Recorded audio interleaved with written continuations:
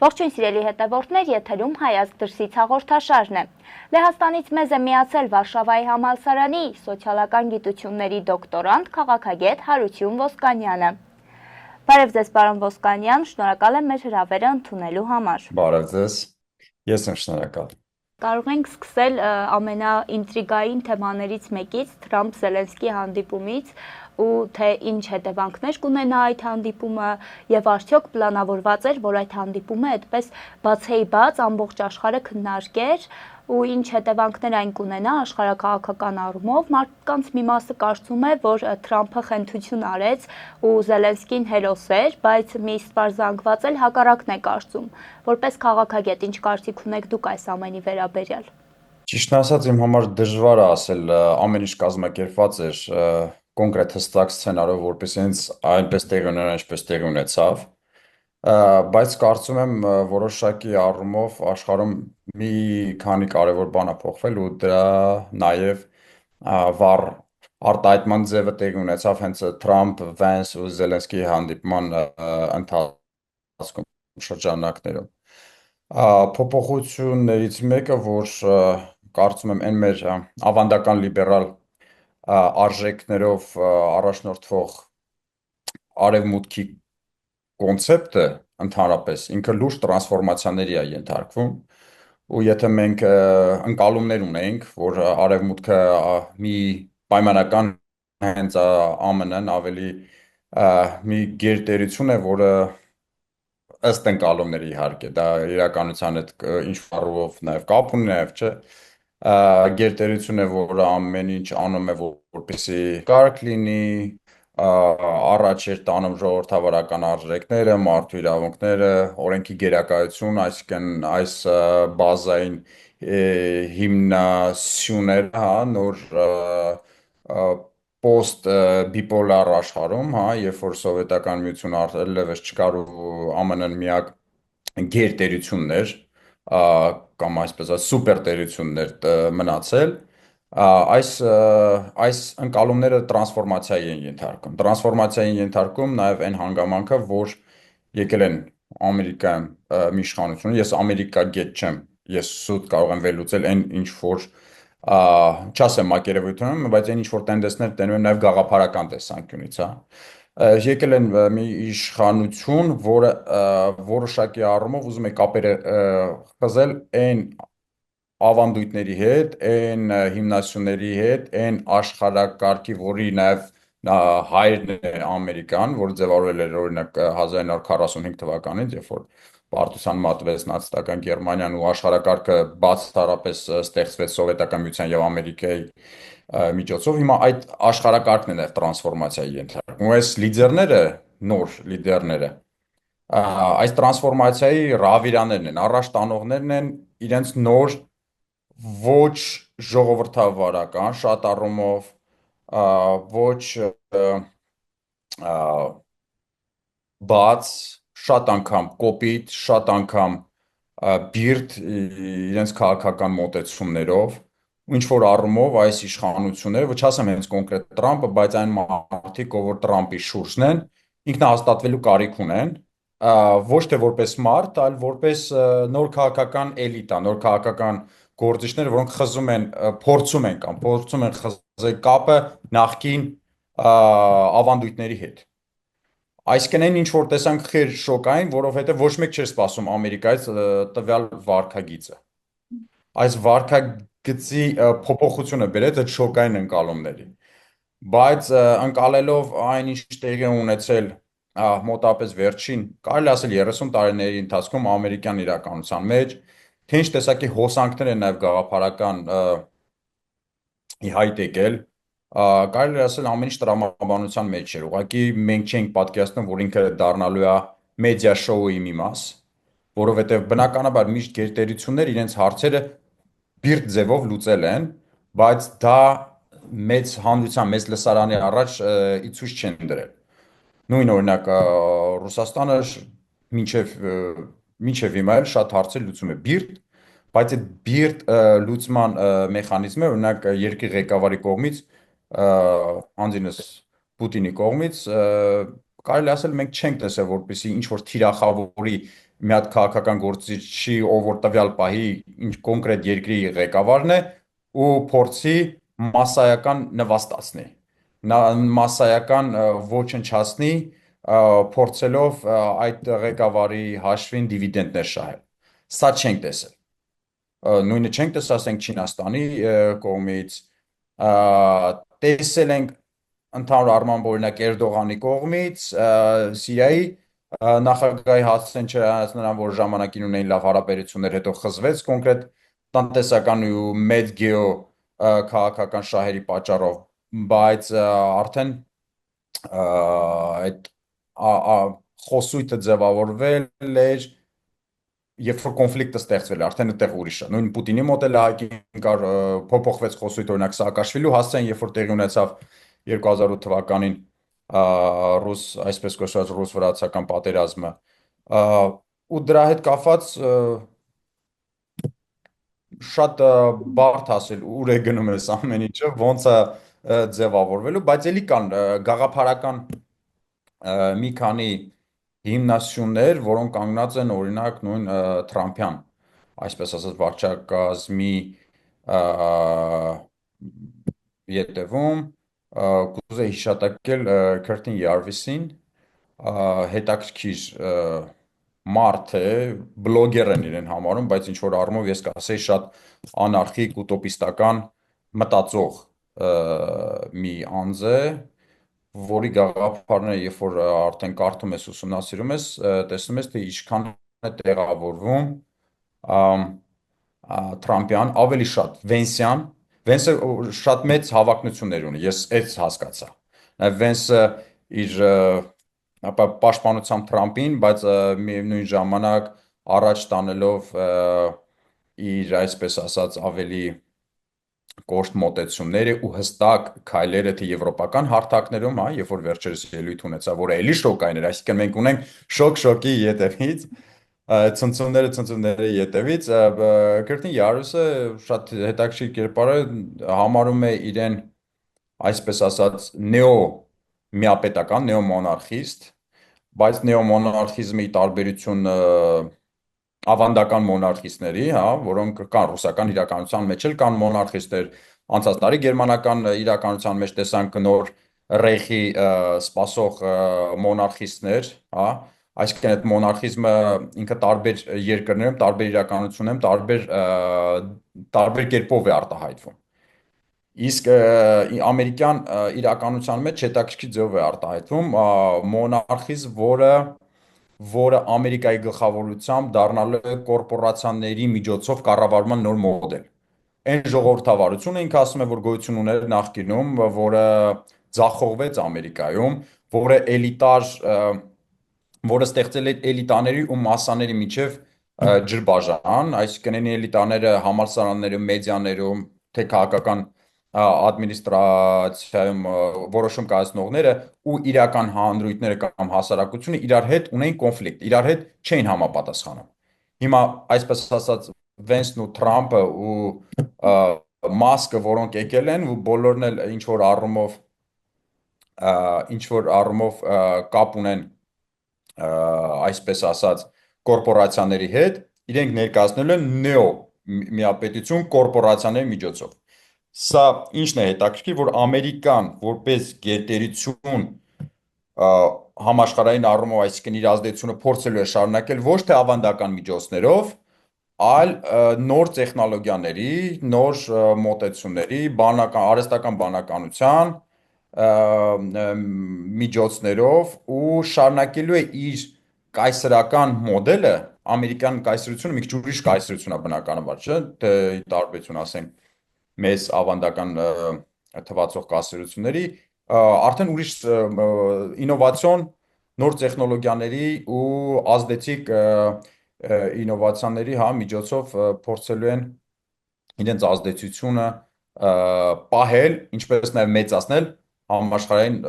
լայն համատեքստում։ Շատ լավ, պարոն Ոսկանյան, այսինքն հասկացանք, որ աշխարհակարգ է փոխվում ու Հայաստանն էլ Հարավային Կովկասում ինչպես կարող է ազդվել այդ աշխարհաքաղաքական փոփոխություններից։ Այսինքն Թրամփի վարքագիծը, Թրամփի նոր մոտեցումները չասենք ավտորիտար, բայց նման հակումներ ունեցող պետություններին ամենաթողություններ են տալիս երբեմն։ Նույն ինքը Թուրքիան, Ադրբեջանը, Ռուսաստանը, այսինքն նրանք ազդվում են այդ քաղաքականությունից ու ամենաթողություններ են իրենց թույլ տալիս ու այդպես եթե արձանագրենք Հարավային Կովկասում միակ տուժողը մնում է Հայաստանը։ Ինչքանով է դա ազդելու Հայաստանի վրա ու ինչ պատերազմական վտանգներ կսպառնան մեզ ու հետագայում էլ Հայաստանը ինչպես է իր արտաքին քաղաքական վեկտորը որոշելու այս աշխարհաքաղաքական զարգացումների ընթացքում։ Կարծում եմ ամենաթողություն միշտ եղել է կոնկրետ եթե շեշտեցիք Թուրքիայի թե Ադրբեջանի վերաբերյալ, այսինքն այս երկրները կոնկրետ եթե ներկայացրել են շահերը արևմուտքի, ավելի փափուկ ձևով միշտ ներկայացրել են, չէ, մենք նաև թույլերի կողմն ենք, բաներ ան խոցելի պետությունների կողմն են, դա այդպես ներկայացվել է։ Կարծում եմ Բայդենն պիրիոդում էլ է եղել էլ չասեմ Բուշի, իհարկե Օբամայի, այսինքն շատ առումներով միշտ աչք փակվել է, քանի որ վերջի հաշվով հասկացել են, որ Թուրքիան, ինչպես նաև երկարաժամկետ տեսանկյունից Ադրբեջանը կցորդն ու մեծ քաղաքականության կարևոր ֆակտորներն են արևմուտքի։ Այսինքն չեն կարող իրենք ուրիշ այլընտրանքային դաշնակից ու ազդեցիկ դաշնակից ունենան մեր տարածաշրջանում։ Հետևաբար մեզ իհարկե տարբեր տեսակի հռետորաբարություններ կօգտագործային, ինչ որ որոշումներ կընդունեին, հայերին կասային, այո, մենք ձեր կողքին ենք, ոնց որ սիրում էին վերջերս շատեր, բան անչա, ամեն ձև սատարում էին, փորձում էին զուտ հռետորաբանության մակարդակը, բայց իրական հողի վրա մենք չունենք որոշակի աջակցության իրական ձեռագիր, ասենք, ունենք մոտավորապես շահագրգռում էին մեզ, բայց ինքը զուտ абստրակտ շահագրգռում էր, այսինքն ես ինչ որ շատ հստակ գործողություններ չեմ տեսել այդ պետությունների կողմից։ Իսկ նոր ձևավորվող աշխարհակարգի կոնտեքստում ես կարող եմ ասել, որ դեռ շատ դժվար է ասել, մինչև չի ձևավորում աշխարհակարգը, որտեղ հələ մենք փուլի ենք, հնարավոր է այն ինչ որ մենք ունենք 180 աստիճան փոխվի, ու ընդհանրապես ոչ մի աղերս չունենա այն ամենի հետ, ինչ որ այդ ներկա պահին ունենք, որտեղ ամեն ինչ շատ դինամիկ է։ Ամեն ինչ շատ դինամիկ է, թե տեխնոլոգիաների պատճառով, թե Instagram-ային Reels հոգեբանության տեսանկյունից, ամեն ինչ արագ, վայրկյանական, էֆիրային է։ Հետևաբար այս պոստմոդեռնիստական դեռ մենք չենք անցել այս պոստմոդեռնիզմը, այս իր քաոսային անհստակության փուլում, որը նաև արտահայտվում է նոր ձևավորվող աշխարհակարգի վրա, մենք չունենք հստակ պատկեր։ Հստակ պատկերը այն է, որ հայկական խոսք ունենք, ու շատ կարևոր խոսք է, կարծում եմ, որ ասում է եղուն գունես գլուխդ քորի։ Հիմա այդ պահն է եկել, այդ ժամանակն է եկել, բայց չասենք, որ զուտ մեր եղուն գդալինը, մեր եղուն գդա նաև մեր դիվանագիտությունն է, մեր պաշտպանողական հնարավորությունների ունակությունների զարգացումն է, փորձել մի քիչ ավելի լայն են, փոքր պետությունները կամ փոքր փոքր պետությունների փոքր ժողովուրդներ ունեն շատ անգամ փոքր ընկալումներ աշխարհի հետ կապված։ Օրինակ մենք հայերս ոնց ենք պատկերացնում, մենք աշխարհի կենտրոն ենք ու ամեն ինչ պատտվում է մեզ շուրջ։ Իրականության է դա ոչ մի աղերս չունի, բայց ցավոք սրտի մենք տենց ապրում ենք ու մեզ տենց հույս ենք տալի, որ բոլորը մեզ սիրում են, մեր առանց մեզ ոչ մեկ չի կարող ապրել, բայց դա շատ հեքիաթային, շատ առումով ինֆանտիլ պատկերացումներ են։ Ինչ պետք է անենք։ Պետք է անենք առաջի հերթին մենք հասկանանք ով ենք, մեր ինքնության հարցը։ Մենք հասկանանք Հայաստանի Հանրապետությունը ինչի համար է ստեղծված, այսինքն ոչ թե փոխենք իրան, փորձենք տրանսֆորմացնենք, նոր Հայաստանի հայցակարգեր ստեղծել, նոր ինչ որ հայցակարգեր, որոնք նաև կան ուրիշ երկրների առումով, այսինքն ինչով ենք մենք տարբերվելու։ Մենք ուղղակի դառնալու ենք մենք ուզում ենք կամ դառնանք նորմալ երկիր, որտեղ կյանքը լավ է ու հանգիստ կարելի է ապրել, թե ինչ-որ մի հատ ավելի վեհ գաղափար էլ կա դրա մեջ։ Այսինքն գաղափարական մենք էլեմենտը միշտ բաց ենք թողել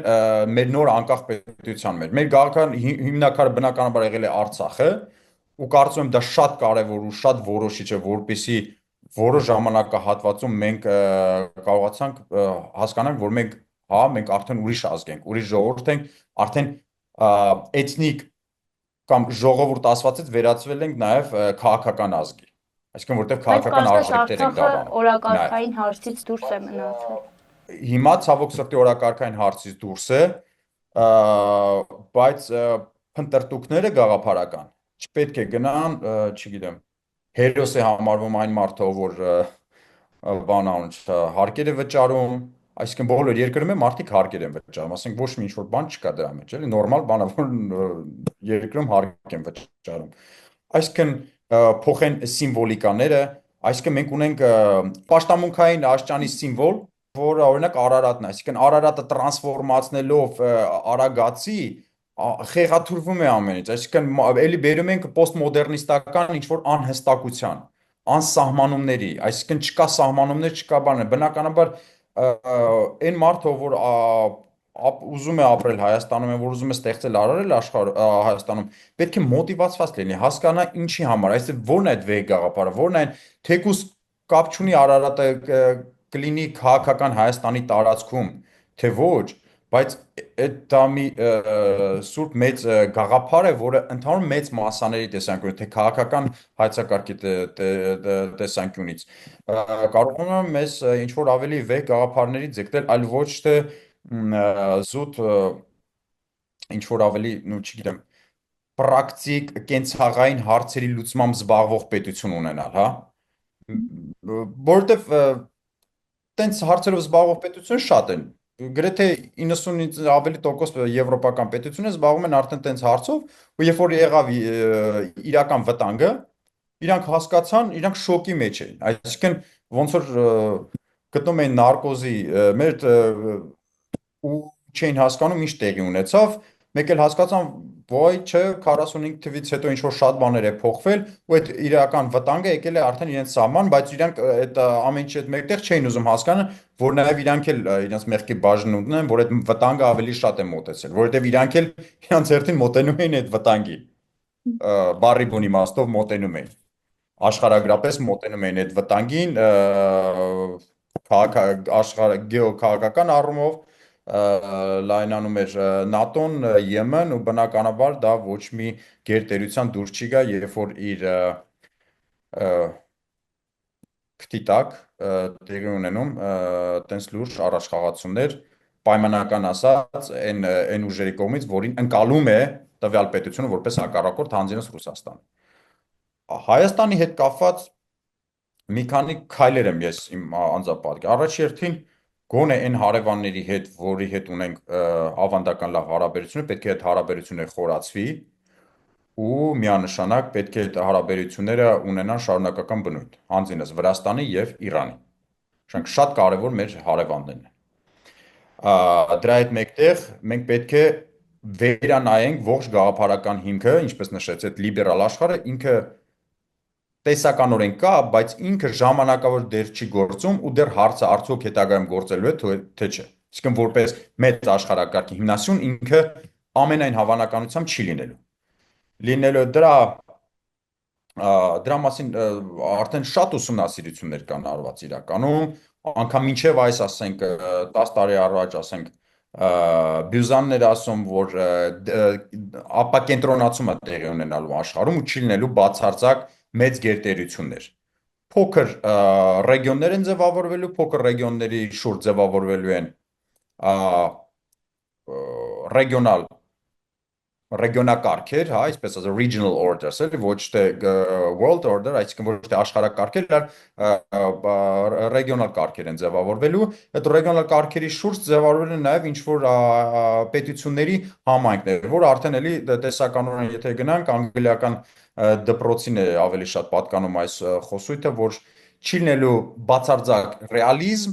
քաղաքական որոշումներում եւ չի լինելու բացարձակ իդեալիզմ։ Այսինքն երկուսն էլ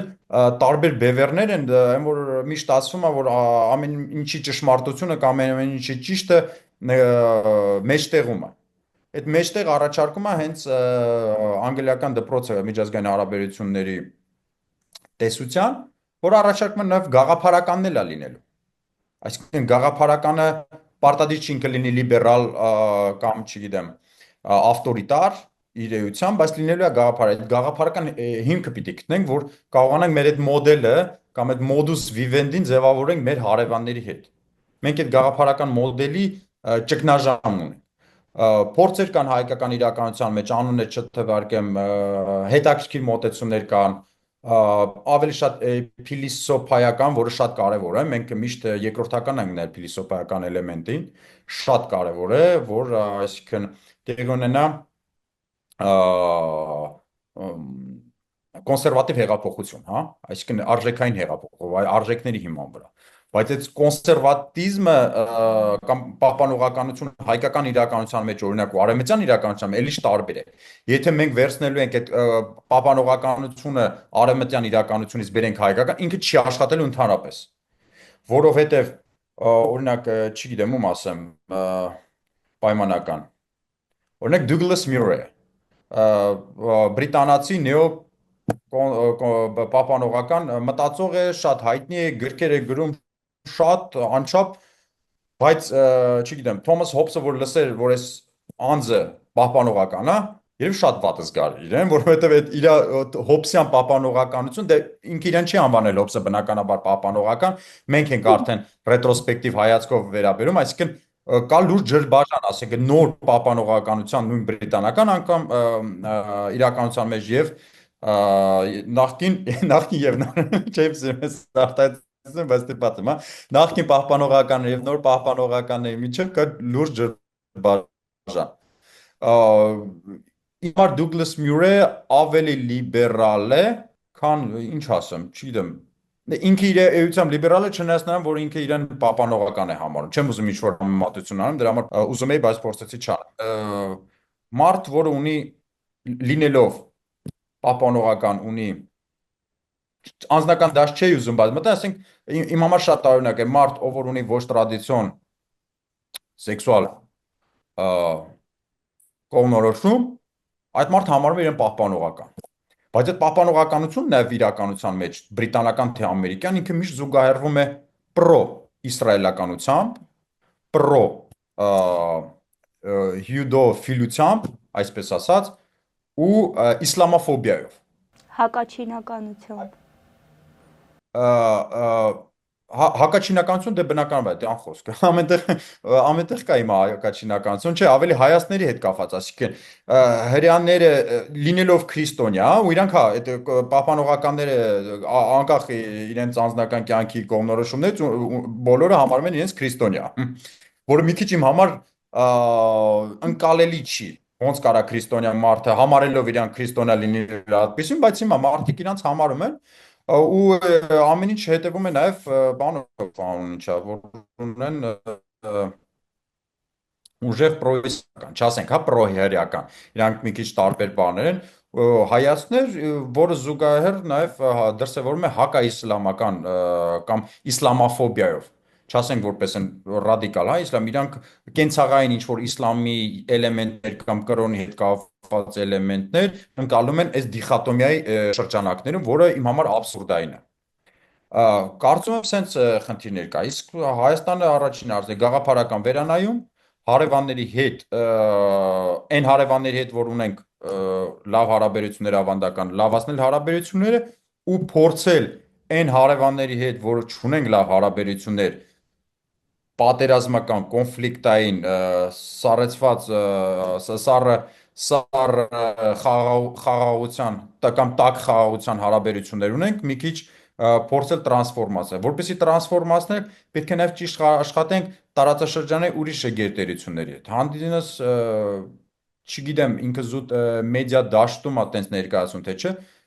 բայց ինչքանով որ հասկանում եմ, սեր ատելություն ֆորմուլան հայ-ռուսական հարաբերությունների իմ համար անհասկանալի է ու ոչ հստակ։ Այսինքն պետք է հստակեցում մտցվի։ Մենք սենց ենք, թե նենց ենք։ Մենք դաշնակից ենք, թե դաշնակից չենք։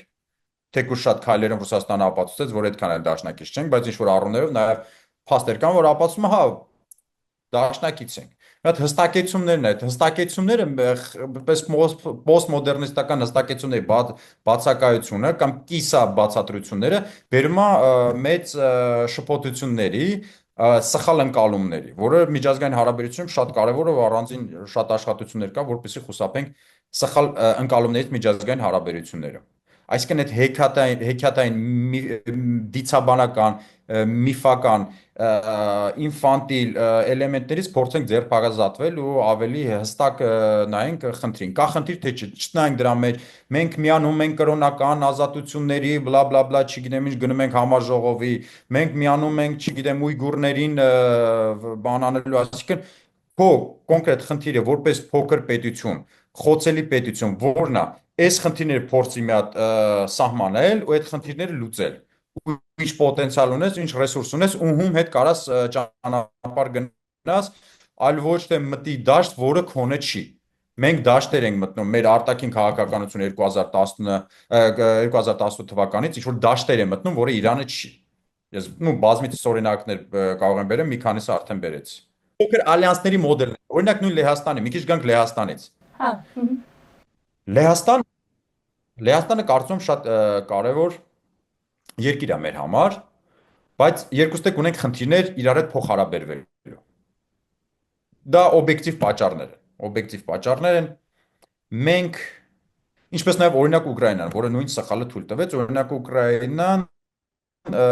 պատերազմից հետո, իսկ երբ սկսեց պատերազմը 22 թվականից, թվականին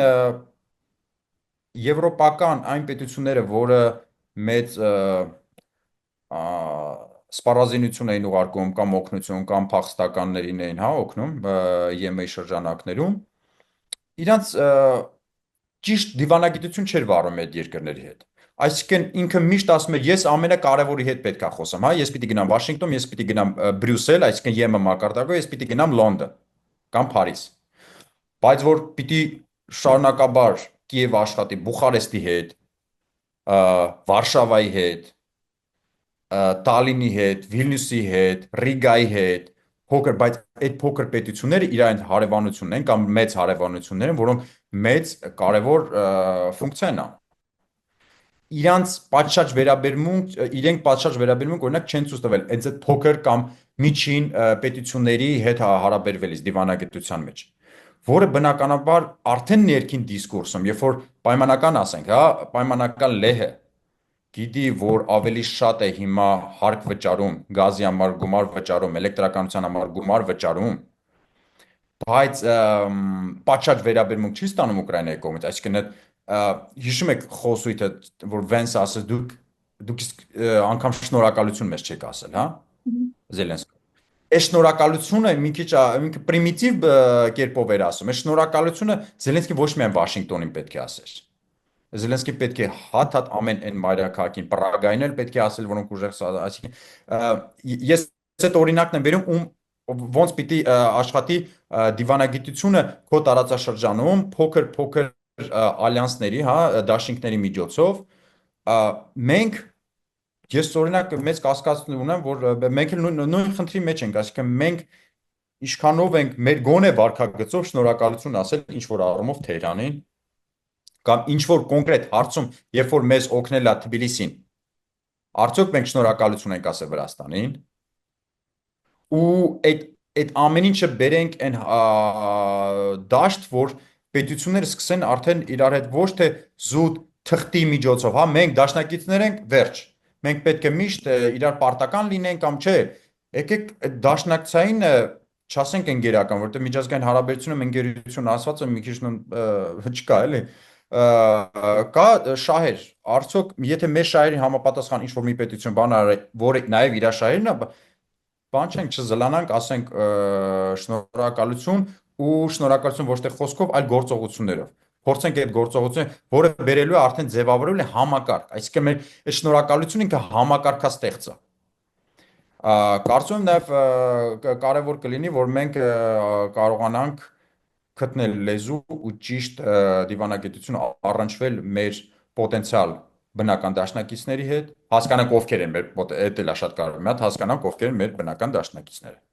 Այսինքն, եթե Հայաստանը ձգտում է խաղաղության ու ձեր նշած գաղափարական փոփոխություններ, ինչ որ տրանսֆորմացիաներ է փորձում իրականացնել, օրինակ հենց իրական Հայաստանի կոնցեպտը եւ ոչ միայն դա, շատ լիքը գաղափարական փոփոխություններ է փորձում իրականացնել, արդյոք դա խաղաղության պայմանագիր ստորագրելու նախադրյալ է, արդյոք այդ պահանջները գալիս են Թուրքիայից եւ որոնք պետք է լինեն մեր կարմիր գծերը խաղաղության պայմանագիր կնքելիս։ Այսինքն դրա մեջ կարող ենք պատկերացնել հայ-թուրքական սահմանի բացումը, Զանգեզուրի միջանցքը, որոնք են հայկական կարմիր գծերը, որ չեն պահվում իմ կարծիքով ու պետք է պահվեն։ Եկեք վերջից սկսեմ հարցի։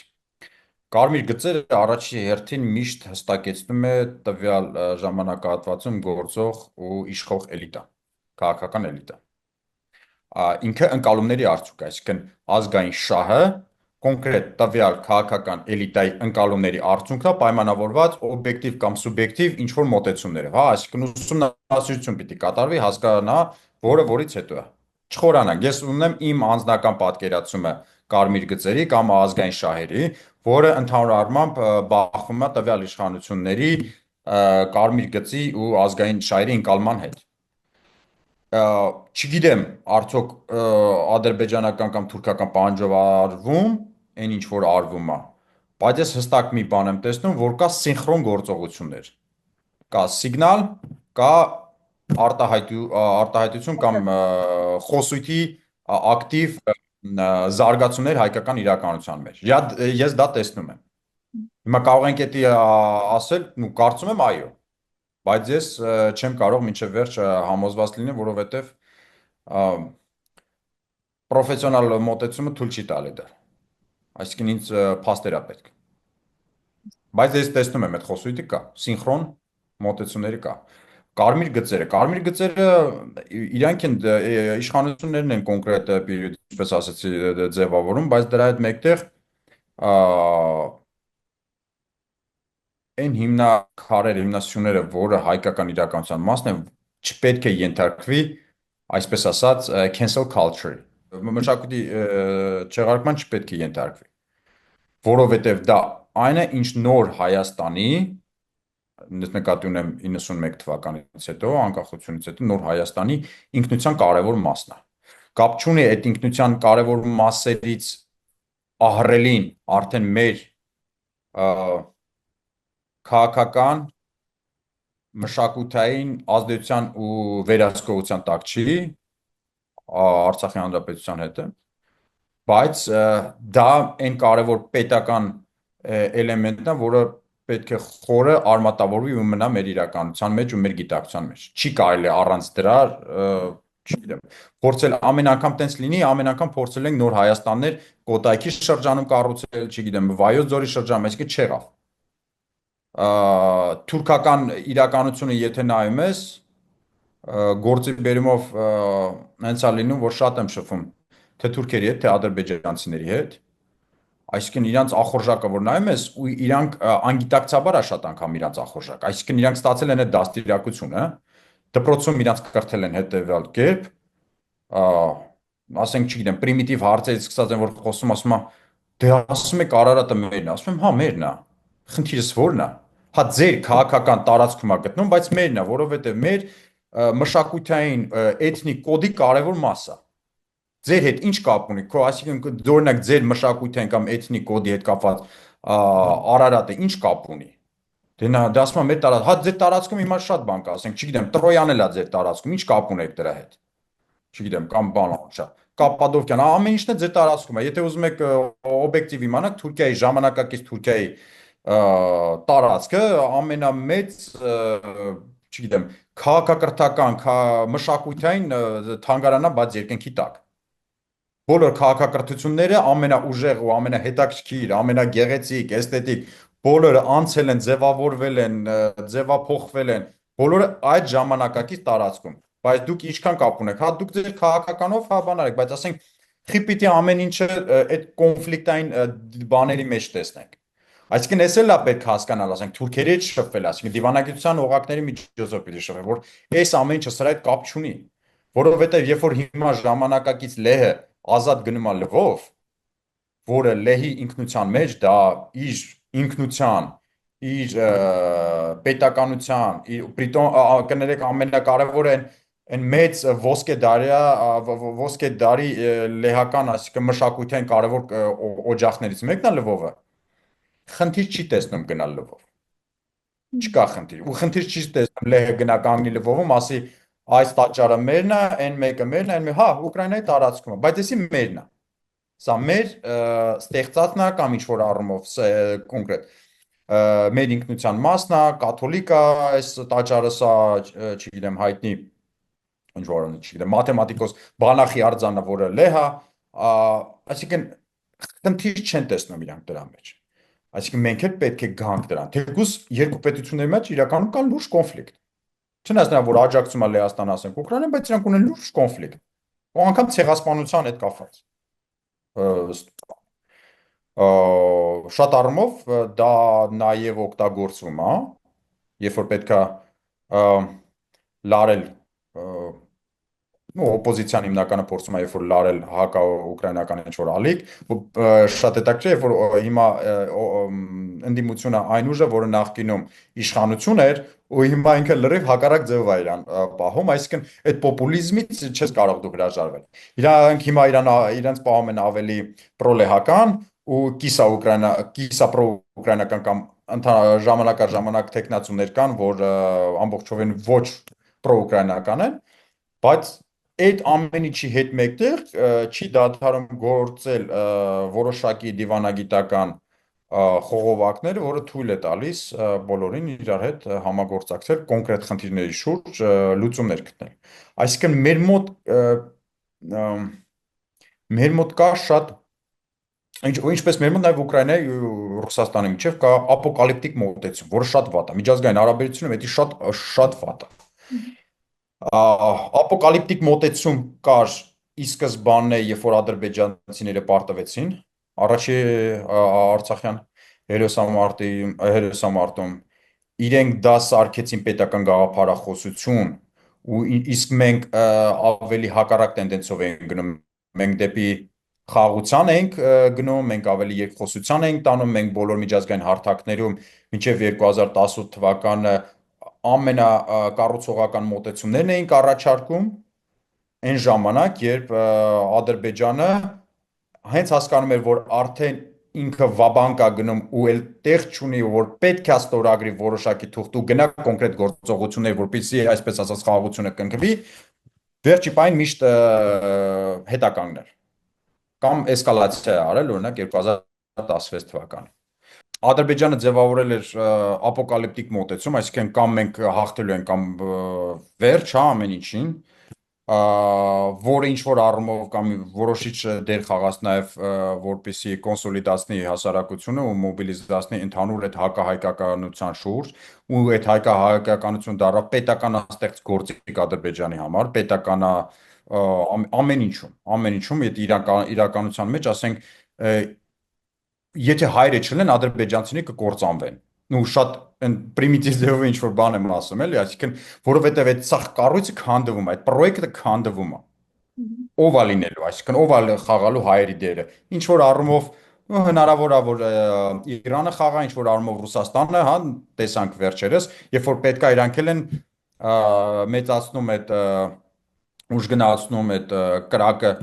հարաբերությունները, երբ որ պետք է, երբ որ չէ, բազմադարյան բարեկամության հարաբերությունների մասին են խոսում, այսինքն լավ դիվանագիտություն օգտագործում, բայց հայերի հետ կապված ինքը պերմանենտ կա մի բան, որ չէ, հայը այն մնացածներից տարբեր է, որովհետև ինքը միշտ թշնամի է, ինչ որ այդ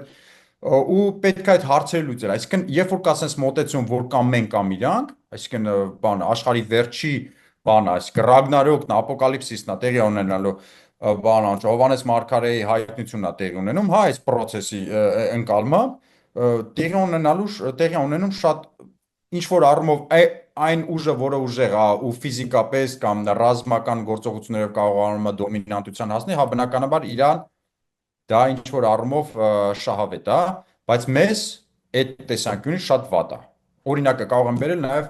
ուկրաինական ռուս-ուկրաինական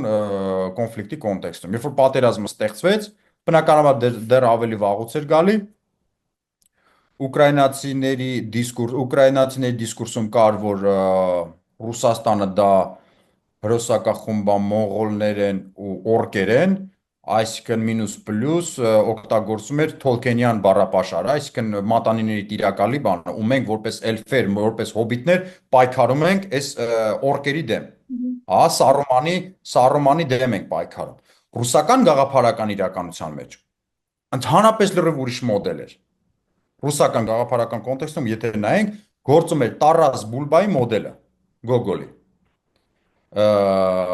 Մոդելը ո՞րն էր։ Երբ որ Անդրեին, եթե տղայի անունը ճիշտ չեմ սխալվում, երբ որ այսպես ասած Անդրեյ դավաճանեց անցավ լեհերի կողմը, լինելով ինքը կազակ Տարաս Բուլբան, երբ որ սիտուացիան շատ նման է իրականում։ Երբ որ Անդրեյը, այսինքն տղան, որը կազակ է, որը այդ ժամանակվա խոսույթում իրան ընկալում են որպես ռուս, Տարաս Բուլբային, հետևաբար Անդրեյն է ռուս, որը կազակ է, որը անցավ դավաճանեց սիրով կամ տարբեր պատճառներով դավաճանեց ու անցավ լեհերի կողմը, հայրը երբ որ տեսնում է մարտի դաշտում վերջում մոտենում է, հանում է թուրը, ասում է ես քեզ ծնել եմ, ես էլ քեզ կսպանեմ։ Դու ինչը քեզ լավ ես զգում արդեն որ լախերի, այսինքն այստեղ վիրավորական բանն ականում լեհերի կողմ անցար։ Այսինքն այս խոսույթը կար, այս Մազեպային, Իվան Մազեպան, որը կարևոր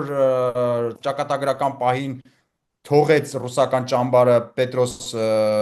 կայսրի ու անցավ շվեդների կողմը, այս էլի նարատիվի մեջ էր բանան տեղավորվում։ Այսինքն կար այս մի կողմից մատանիների տիրակալ խոսույթը, նարատիվը, մյուս կողմից կար Տարաս Բուլբայի։ Ու այս Տարաս Բուլբայի նարատիվը ավելի վաբանկ էր, այսինքն ավելի ապոկալիպտիկ էր։ Այն առումով ես անգամ իրականության վերջերս Դուգինին էի լսում, ասում է ես չեմ կարող ատել կամ բան անել անչա ուկրաինացիներին, չնայած նրանք, որ իմ աղջկան սպանել են։ Հետաքրքիր բան ասում, ասենք իրանք իմ աղջկան սպանել են, բայց ես չեմ կարող ատել իրեն, որովհետև ես չեմ կարող ատել ինձ։ Այսինքն այդ մարդը չի ընկալում, որ այդ հանրույթը Ուկրաինա պետությունը, ուկրաինացի ժողովուրդը ընդհանրապես ուրիշ հանրույթ է։ Ու միաժամանակ ասում է դա մեր ռուսական աշխարհի մի մասն է։ Ես չեմ կարող ատել, թեկուզ ունեմ պատճառներ ատելու այն քաղաքական համայնքին, որը ինքը իրեն ընկալում է